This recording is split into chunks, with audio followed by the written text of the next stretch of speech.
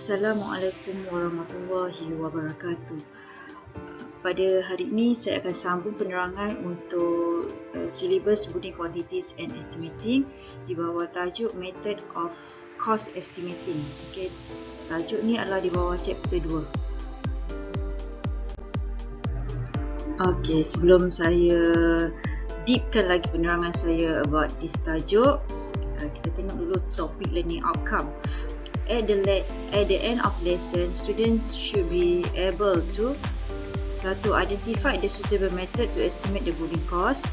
2. Estimate building cost using different methods. Okay, so untuk anda sedia maklum, untuk mengira kos anggaran bagi sesuatu projek, pihak quantity surveyor ataupun juruukur bahan, dia ada beberapa kaedah yang mereka akan pilih untuk mengira kos anggaran yang akan dibentangkan kepada pihak klien.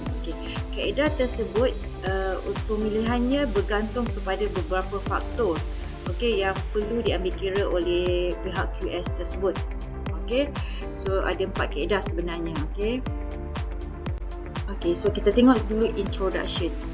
Terdapat beberapa kaedah anggaran kos yang boleh digunakan untuk membuat anggaran sesuatu projek. Namun begitu, menurut Morton dan Jangga 1995 yang berpendapat bahawa faktor pemilihan kaedah anggaran kos yang utama adalah saiz projek. Selain itu, antara faktor lain untuk membuat pilihan kaedah anggaran kos adalah tempoh masa, keperincian maklumat, pengalaman dan kepakaran juruukur bahan, data dan maklumat kos yang diperolehi. So macam saya maklumkan sebentar tadi, kaedah ada 4 jenis. So pihak QS dia akan memilih mana-mana kaedah di antara 4 tersebut berdasarkan 5 faktor yang saya dah terangkan. Yang macam saya cakap, faktor yang pertama tadi adalah size project. Ini adalah faktor yang pertamanya, size project. Yang kedua adalah tempoh masa. Berapakah tempoh masa yang diberikan oleh pihak klien untuk pihak QS mengeluarkan bajet bagi projek tersebut. Yang ketiga adalah keperincian maklumat. Maksud keperincian maklumat ni, sekiranya pihak QS diberi lukisan, so maksudnya lukisan tersebut mestilah terperinci, mestilah ada banyak maklumat yang boleh dikeluarkan dalam mengira kos anggaran sesuatu projek. Yang keempat adalah pengalaman dan juga kepakaran juruukur bahan.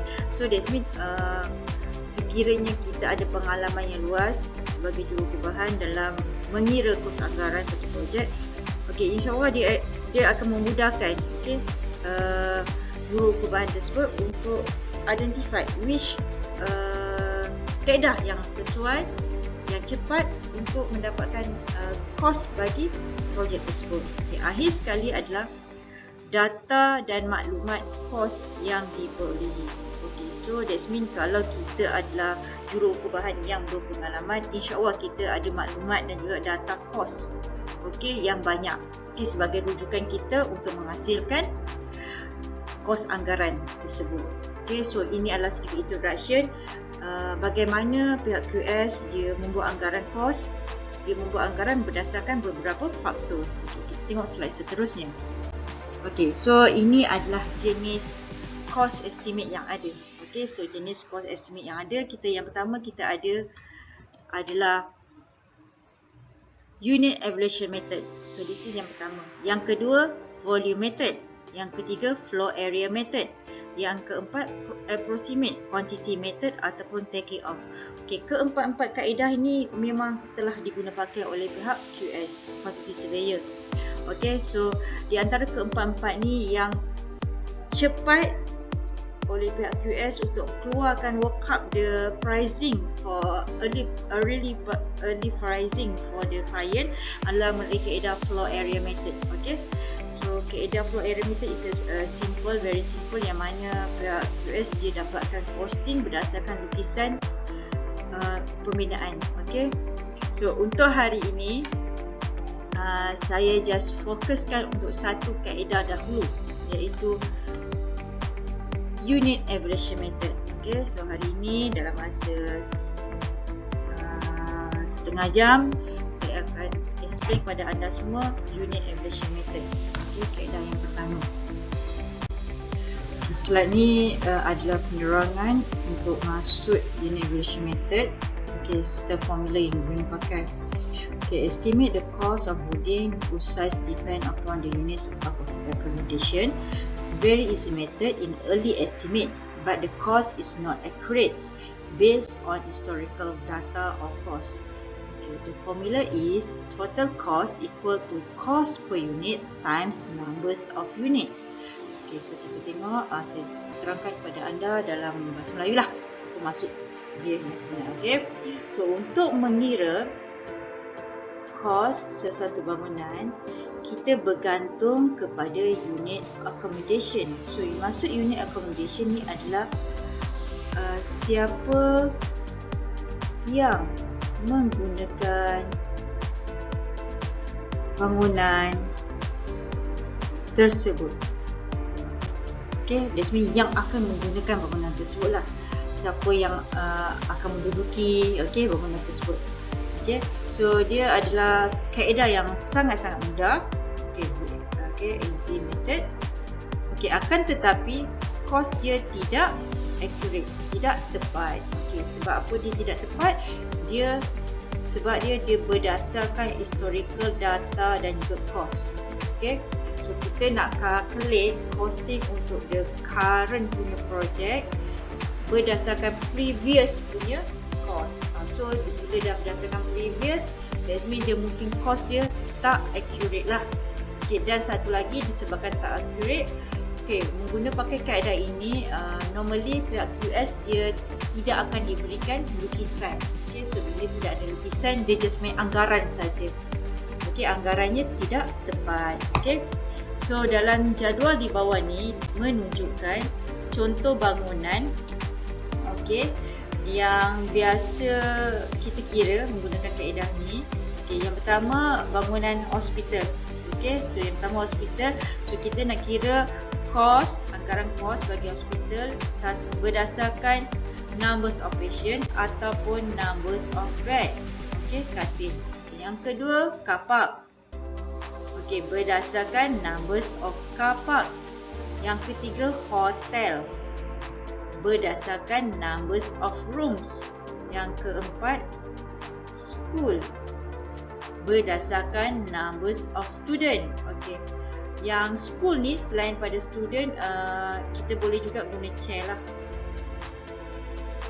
Okay, sebabnya satu kerusi khas untuk satu student. Okay, yang kelima cinema, berdasarkan numbers of chairs. Okay, selain daripada ni, kita juga boleh buat untuk masjid. Okay,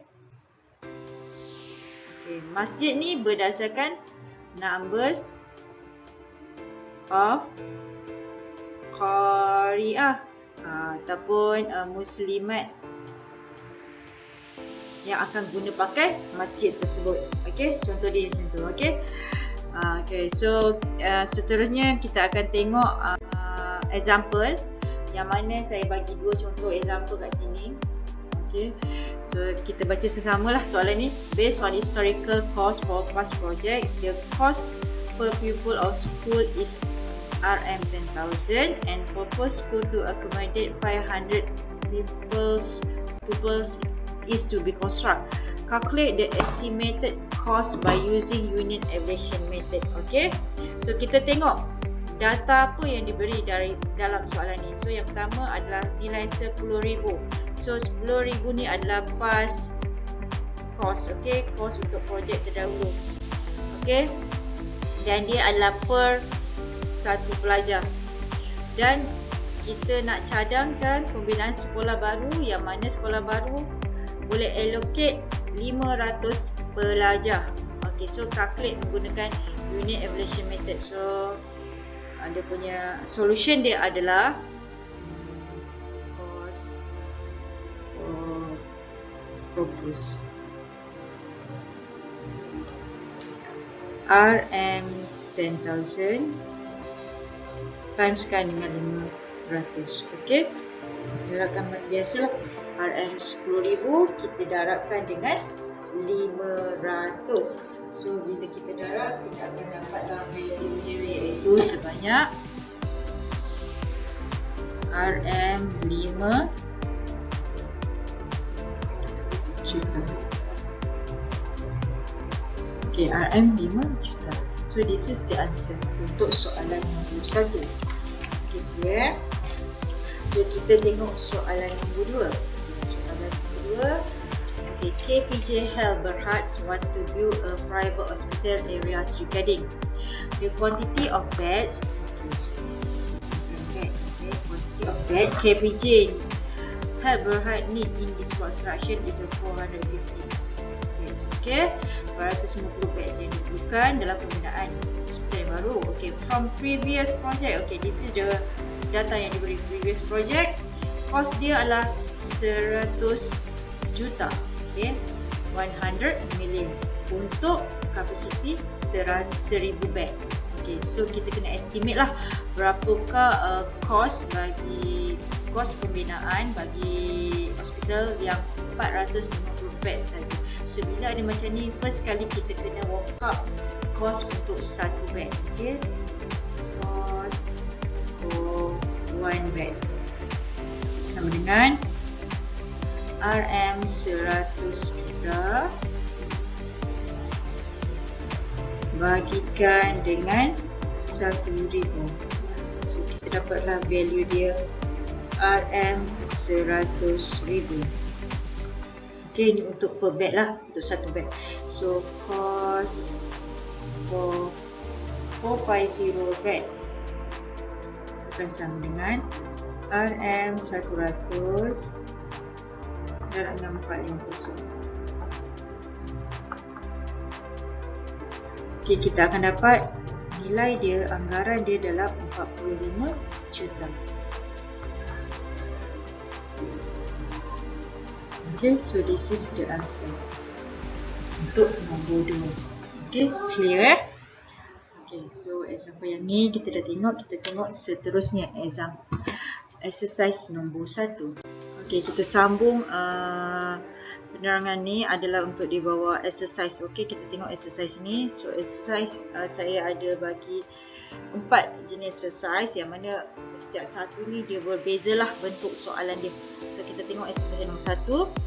Okay, 5 blocks of new mechanical car parking will be built at regarding which could allocate for 50 parking lots per block. Okay, calculate the cost for 5 blocks of mechanical car parking if each lot is estimated at 500.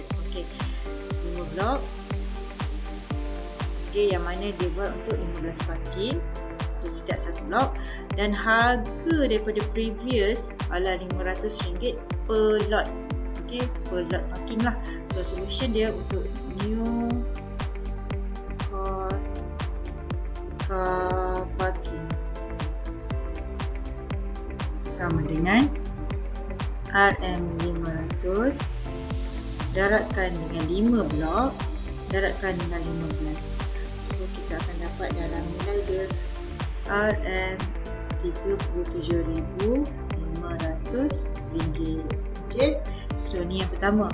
Dan nombor 2. Okay, based on table below. Okay, table bawah sini. Okay, ini adalah estimate the cost of construction for hospital B which can accommodate 5,000 patient if additional 20% cost of material. So that's mean data yang diberi untuk table bawah ni untuk hospital ni berkemungkinan besar adalah previous data.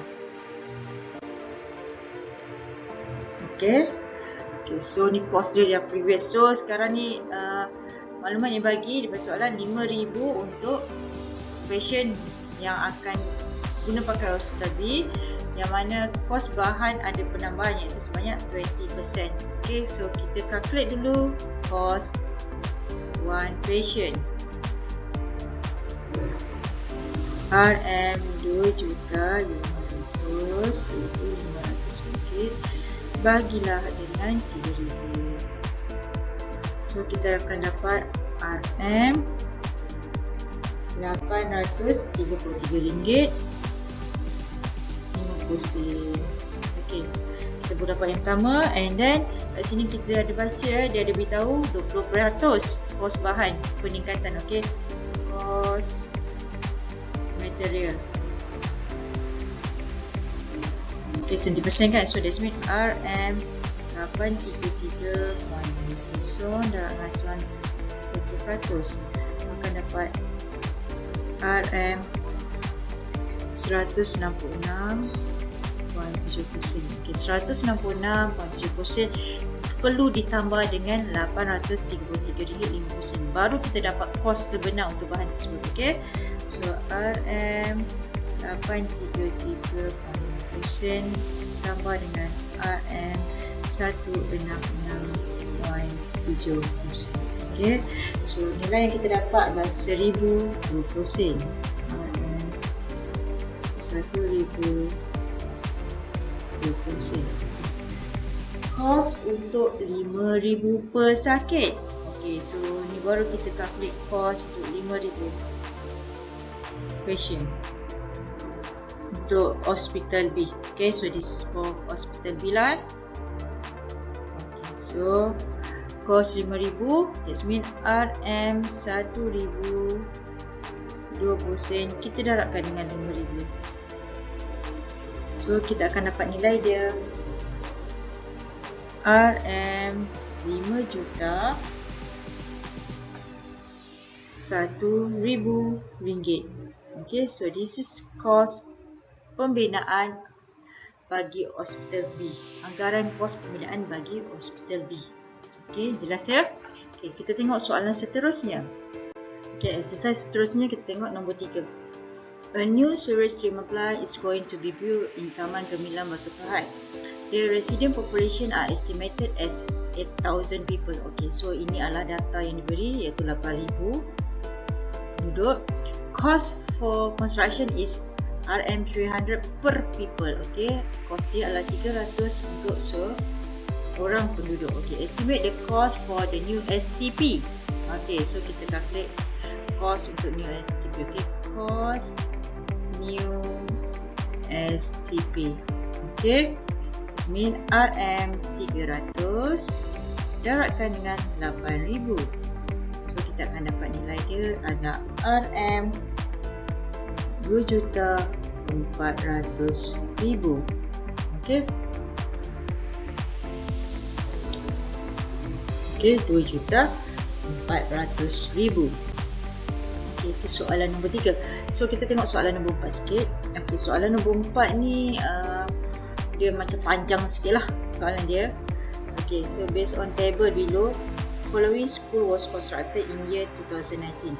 Okay, the proposed school will be constructed in Arau in year 2021, can accommodate 1,000 chair. Okay, so pembinaan yang akan dibina adalah tahun 2021, yang mana sekolah tersebut boleh kapasiti dia adalah untuk 1,000 chair ataupun 1,000 pelajar. Okay, calculate the school construction by taking the increasing cost of material at 6.5 per year. Okay, so ada penambahan costing untuk setiap tahun sebanyak 6.5% kos bahan. Okay, so table ni adalah previous data. Okay, kita previous data tu tahun 2019. So peningkatan dia start dengan 2020, peningkatan kos bahan. Okay, 6.5%. And then 2021 pun ada peningkatan, iaitu 6.5%.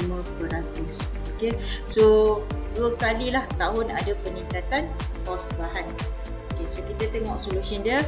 Okay, untuk yang ni kita kena cari harga untuk satu chair dahulu pada tahun 2019. Okay, 2019 cost 1 chair RM 6,60,000 bagikan dengan 700. Dapat nilai kat sini adalah RM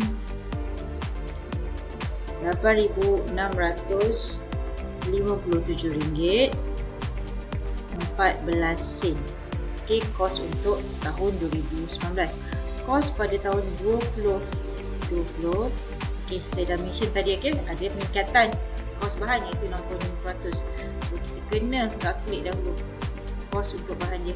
Okey, RM8657.14 darah dengan 65%. So kita akan dapat nilai kat sini adalah RM562.71. So nilai 500 yang ni perlu ditambahkan dengan nilai 800 baru dapat nilai sebenar bagi tahun 2020. Okey, so saya tukar color warna hijau lah.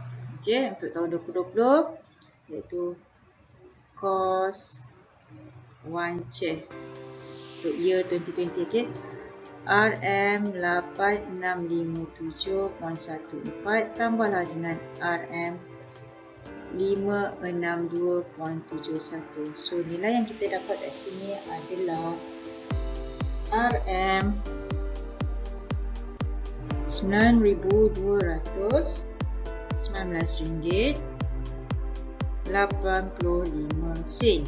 Okay, so ini adalah kos satu chair untuk tahun 2020 yang termasuk dengan increasing bahan, kos bahan. Okay, so kita buat untuk 2021 pula. Okay, 2021. Okay, kaedah dia sama juga macam 2020. So kita cari kos dia yang mana ada increasing untuk kos bahan juga. Okay, RM9219.85 adalah dengan 6.5%. Kita akan dapat nilai dia adalah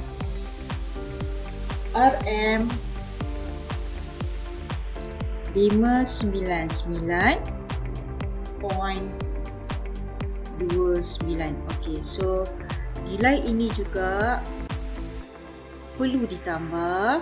Okey, RM599.29 tambahkan dengan RM9,219.85 untuk dapatkan kos satu chair untuk tahun 2021.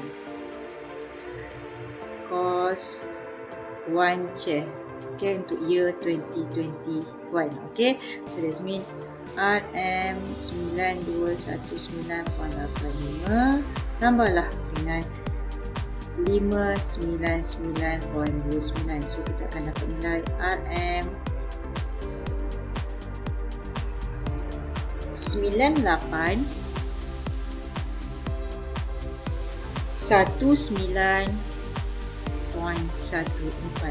Okay, so kita dah tahu dah kos satu chair untuk tahun 2021 adalah RM9,819.14.